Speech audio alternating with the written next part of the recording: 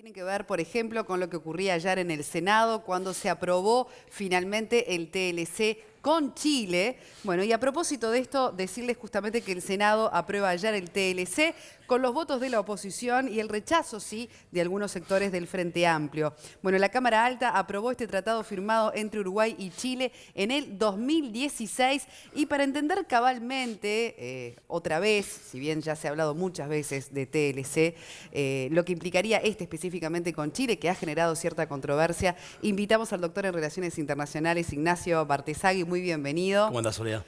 Bueno, y yo sé que es un tema que ya se ha hablado en más de una oportunidad en Uruguay y que siempre genera algunos puntos de enfrentamiento sobre si nos conviene, no nos conviene, porque por otra parte Uruguay, un país pequeño, con un mercado pequeño, debe abrirse al mundo.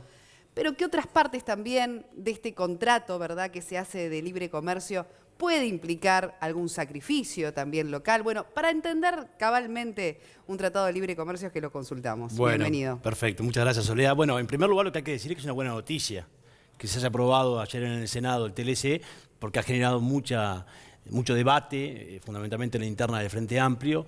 Se demoró mucho tiempo, 2 años para la aprobación de un tratado de estas características es mucho tiempo, porque es un tratado que en realidad lo que hace es profundizar una relación que ya tenemos con Chile en el marco del Mercosur.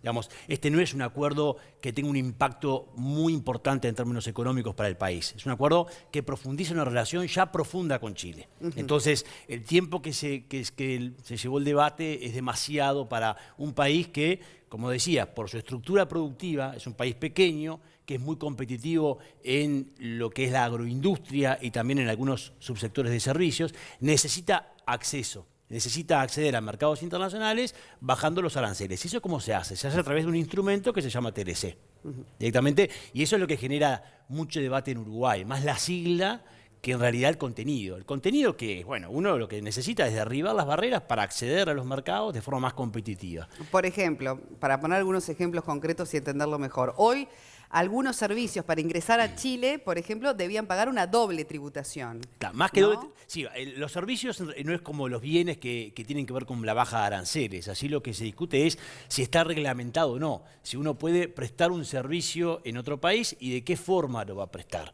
En eso sirve la negociación del capítulo de servicios, ¿no? Después lo que tenés es los bienes, bajar los aranceles, que con Chile ya los tenías bajados.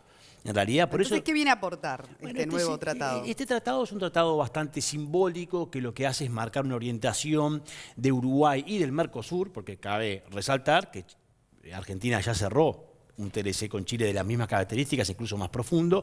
Brasil también sigue el mismo camino, ya lo está por terminar de cerrar. Y es en realidad parte de una estrategia que tiene que ver con el acercamiento del Mercosur a la Alianza del Pacífico, que es un bloque más moderno de América Latina y se habla mucho de la convergencia entre estos dos bloques. O sea, lo que hace en definitiva el tratado con Chile es modernizar las normas que estamos negociando. Ayuda a modernizar el Mercosur y ayuda a modernizar también los capítulos que Uruguay negocia en estos acuerdos. O sea, en definitiva, la discusión ha sido muy sana porque se evidencia que todavía hay algunos sectores, especialmente en el gobierno, que restringen mucho la apertura del país y que quieren plantear una discusión un poco un país más cerrado. Uno de los argumentos más fuertes, ¿verdad?, de esa oposición a este tipo de tratados viene por el lado de defender la competencia de locales en ese sentido, ¿no? ¿Qué nos puede decir con respecto a lo que puede ser justamente desde ese lugar, bueno, alguna duda o alguna preocupación? Primera cosa, los tratados de libre comercio siempre tienen perdedores y ganadores, todos, ¿no? Este en particular no tiene tantos perdedores, porque como decíamos es una relación que ya venía con Chile y que ya está liberalizado en bienes y que ya teníamos servicios y que además ya teníamos una relación en inversiones, ya teníamos un acuerdo de doble tributación, ya estamos hablando de una relación muy profunda. Entonces aquí se dijo que el impacto de este acuerdo sería en servicios, porque lo que se hace es se profundiza el capítulo de servicios y se dijo que por la forma de negociar Uruguay había dado concesiones más allá de lo razonable, pero eso no es cierto porque se pudo reservar los sectores que hay que reservar y también se dijo que en propiedad intelectual se estaban dando concesiones, cuanto tampoco es cierto, porque en capítulo de propiedad intelectual no damos concesiones a Chile en ese sentido. Por lo tanto, me parece que la discusión en cuanto a los impactos negativos, Soledad, fue un poquito engañosa, muy politizada y con argumentos técnicos que no son ciertos, ¿no? Y eso es lo que preocupa, porque debatir si un acuerdo entre el Mercosur y la Unión Europea, que es un bloque muy importante, ¿puede generar efectos negativos en Uruguay? Sí, los puede generar. Allí lo que tenemos que ver es cómo mitigamos los impactos negativos y cómo ayudamos a esos sectores que se pueden ver perjudicados. Pero siempre diciendo, bueno, ¿se gana más de lo que se pierde? Si se gana más de lo que se pierde, lo razonable es avanzar, pero atendiendo a los que pierden, ¿no? En el caso de Chile, la discusión ha sido demasiado politizada y los impactos negativos son muy pocos y los positivos son bastantes en un país que tiene que dar señales al mundo de apertura, ¿no?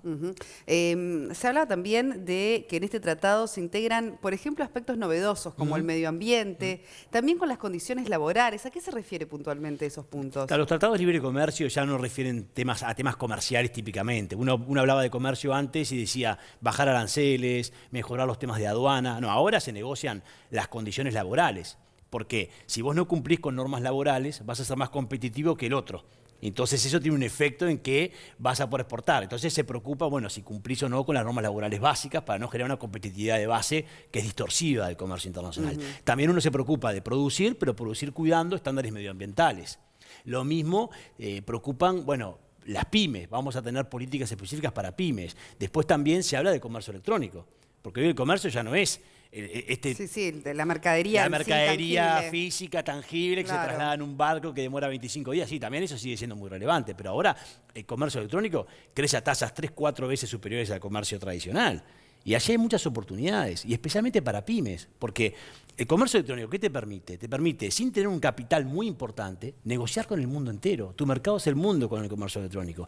Y ahí Uruguay tiene muchas potencialidades. Por eso cuando algunos legisladores dicen el comercio electrónico es negativo para Uruguay, es un error conceptual. Porque al contrario, el comercio electrónico abre muchas oportunidades a empresas que si no tienen el capital para tener una industria clásica, no podrían beneficiarse del comercio internacional. Entonces, este es el camino. El camino es empezar a introducir en Uruguay debates más modernos del comercio internacional y estos TLCs, más allá de lo que genera la sigla, porque da la sensación de que la sigla a veces genera una discusión ya de por sí, no debería, estos TLCs ¿qué hacen? Incorporan nuevas temáticas del comercio internacional que son las que se están negociando en el mundo entero ya hace 15, 20 años. Por eso esta discusión de Uruguay preocupa a veces cuando demora tanto, porque el mundo va mucho más rápido. Bueno, en este caso igual no se perdió, se han perdido otros TLC, ¿no? Que también en su momento, bueno, hubo gran discusión con México, con Estados Unidos. Sí, con China ahora, por ejemplo.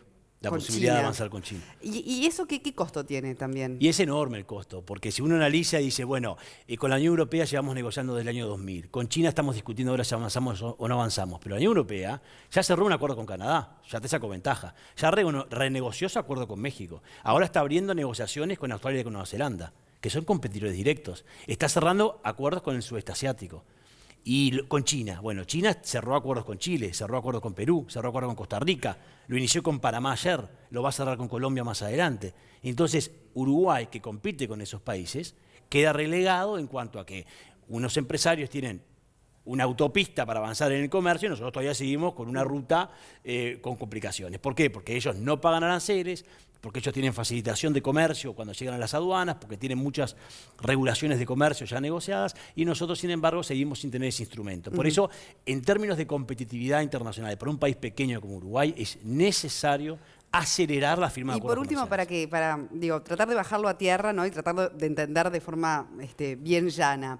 A veces uno puede creer que la preocupación también está en que un país tan pequeño, también con limitaciones de producción, ¿no? En materia de volumen, Sí, claro. ¿qué tanto puede beneficiarse, verdad, de acuerdos con potencias como pueden ser China, como pueden ser Estados Unidos? ¿Qué le podemos aportar nosotros siendo un mercado tan reducido a ellos y sin embargo todo lo que ellos podrían invadir, ¿verdad?, a lo nuestro, ¿no? Como para tener una aclaración sobre ese concepto que está. Es bien interesante lo que plantea. Yo diría que dos cosas. Primero, Uruguay no es tan pequeño en términos de escala en algunos productos. Es un productor agrícola, agroindustrial, interesante en términos internacionales. Por lo tanto, tiene una potencialidad para ampliar lo que hoy exporta y además también para recibir inversiones y contar con incentivos para exportar cada vez más, ¿no? Porque hoy de repente tenés una escala de producción. Pero si tú mejorás tu acceso a mercados que son los principales compradores de un producto, Se pueden invertir de otra lo forma. que te va a interesar es decir, bueno, invierto de otra forma y además genero incentivos para que te interese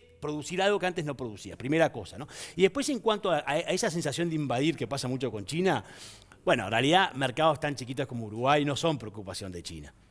Entonces es muy difícil. Claro, pero viste que está ese prejuicio de van a venir todos los zapatos chinos y no va a haber más producción local, van a venir todos. Pero los Ese zapatos concepto, pero ¿no? los zapatos chinos, primero que ya entran, ya están, hace mucho tiempo. Y segundo, que ya a China no le interesa más producir zapatos chinos. Porque ahora la ropa, ¿de dónde viene? Viene de Bangladesh, viene de Indonesia, viene de Vietnam, porque la propia China está deslocalizando esas inversiones en estos países y se está dedicando a producir bienes de alta tecnología. Por tanto, esa sensación de que China es un productor ya de productos como vestimenta, como calzado, no, eso va a venir de India, de Indonesia, de Vietnam, de Bangladesh, ya no va a venir más de China, y China va a ser un proveedor de productos de alta tecnología porque se prevé que de aquí a 25 o 30 años esté en los niveles máximos de tecnología a nivel mundial. Muy interesante y también muy explicativo. Muchísimas gracias, Bartesagui, un gusto, como siempre. por este espacio. Y bueno, entendiendo un poco más, ¿verdad? Cuando hablamos de TLC y la realidad uruguaya, bueno, ¿de qué estamos hablando con respecto a esto que a veces parece complejo, pero en definitiva con Ignacio resulta mucho más fácil de entender?